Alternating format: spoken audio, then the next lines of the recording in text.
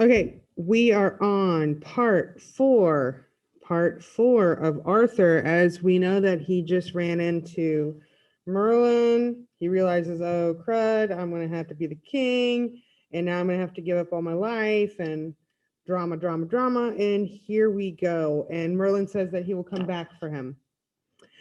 I'll be ready, sire, said Arthur. Then he rose, bade Merlin farewell, and silently returned to his seat, to his tent. On Christmas morning, the Archbishop said Mass for the largest gathering he'd seen in years.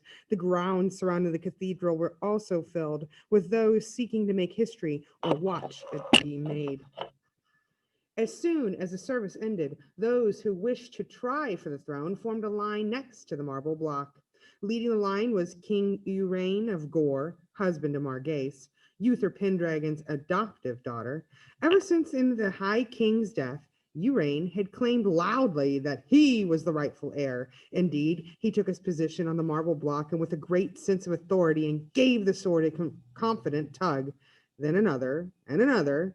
Urain was sweating and yanking furiously when finally asked to step down. Next came King Lot of Orkney, husband to Morgan Le Fay. King Lot felt certain that his wife's magical powers would assure that his victory, but pull and tug as he might, he couldn't move the sword.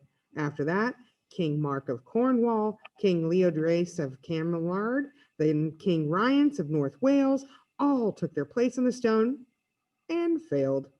The Duke of Winchester, Colchester, Worcester, and Hamchester did not fare any better. Some thought the longer they waited, the looser the sword would become, thereby improving their chances.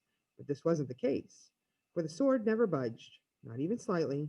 Kings, dukes, earls, counts, and knights all left that marble block empty-handed. Finally, as the day waned and the line neared its end, the crowd grew impatient for a winner. Merlin went for Arthur. Sir Ector and Sir Kay opened the curtains of their tent when they saw Merlin approaching. Your hour has come, my lord, said the old wizard to Arthur, who was standing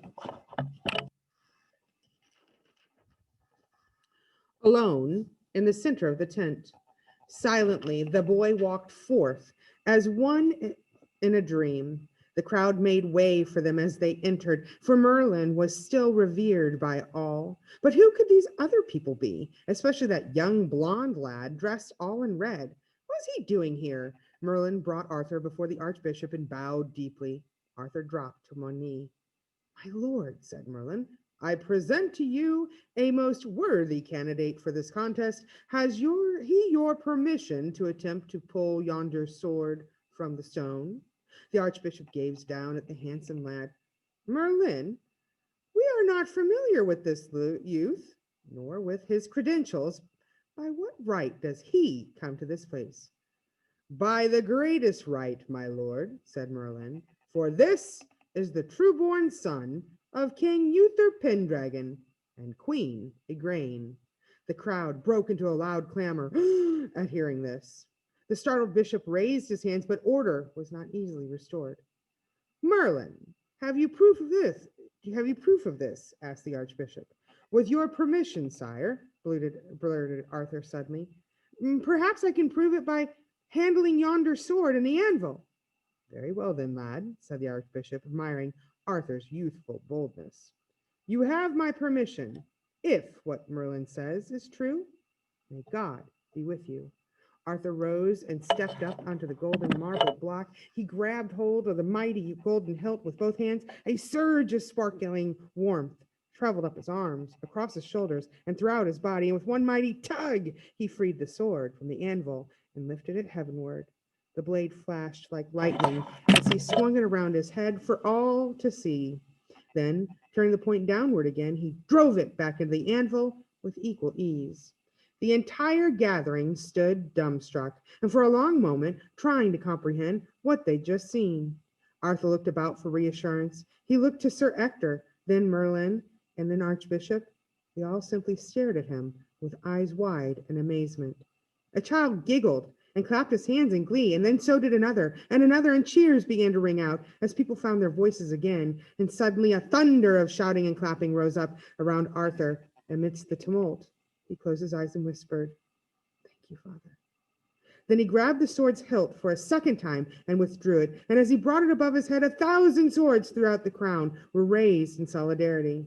Arthur drove the sword back into the anvil and pulled it out once again. And this time, as he lifted the great blade to the sky, more swords and halberds were raised, along with brooms, rakes, and walking sticks, as counts and common folks alike saluted their newfound king.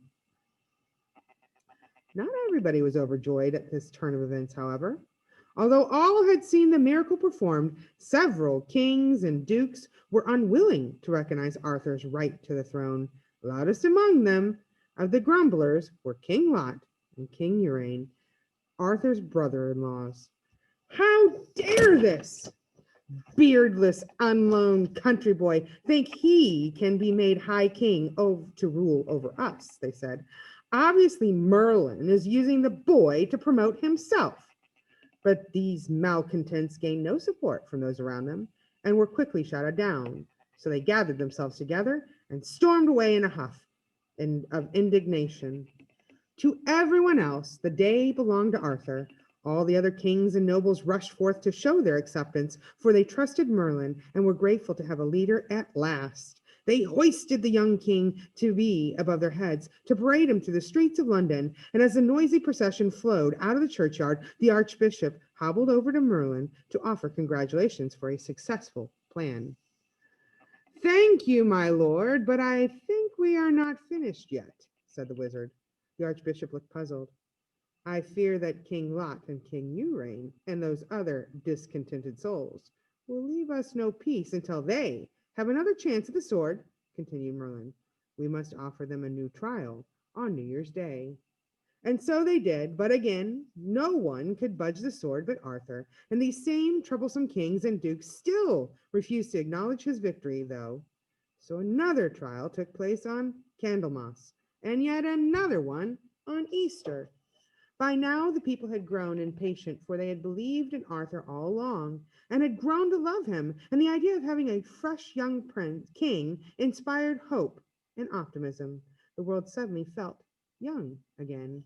And finally, after the trial held on Pentecost, they cried out, "Enough! Arthur has proven himself 5 times now. We will have him for our king and no other." The archbishop and Merlin agreed. There was proof beyond dispute at this point, so the coronation was set for May Day in the great cathedral of London. Upon arriving that morning, Arthur stepped up onto the block and pulled the sword from the anvil for the last time. And with the blade pointing heavenward, he entered the church, walked solemnly down the center aisle, and laid the sword upon the altar. The archbishop administered the holy sacraments and finally placed the crown upon Arthur's head. 10,000 cheers burst forth as the young king emerged from the cathedral. At Merlin's suggestion, Arthur stepped up on the marble block to speak to the people. A hush fell over the masses as he raised his hands to address them. "People of Britain, we are now one, and so shall we remain as long as there is breath in my body. My faith in your courage and wisdom is boundless. I ask now for your faith in me. In your trust, I shall find my strength. For your good, I dedicate my life. May this sword lead us to our destiny."